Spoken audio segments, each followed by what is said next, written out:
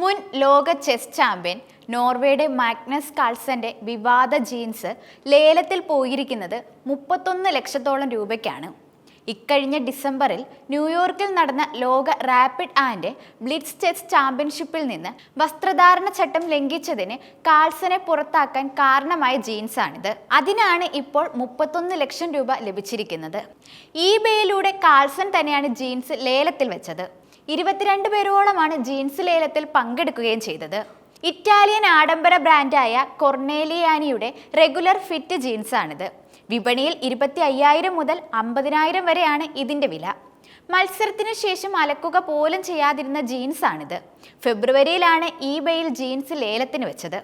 കൂടാതെ ലേലത്തിലൂടെ ലഭിക്കുന്ന തുക കുട്ടികൾക്കായുള്ള ജീവകാരുണ്യ രംഗത്ത് പ്രവർത്തിക്കുന്ന ബിഗ് ബ്രദേഴ്സ് ബിഗ് സിസ്റ്റേഴ്സ് എന്ന സംഘടനയ്ക്ക് നൽകുമെന്ന് കാൾസൻ അറിയിച്ചിരുന്നു. നേരത്തെ വസ്ത്രധാരണ ചട്ടം ലംഘിച്ചതിന് ഒരു കളിയിൽ വിലക്ക് ലഭിച്ചതിനെ തുടർന്ന് കാൾസൻ ചാമ്പ്യൻഷിപ്പിൽ പിന്മാറുകയായിരുന്നു.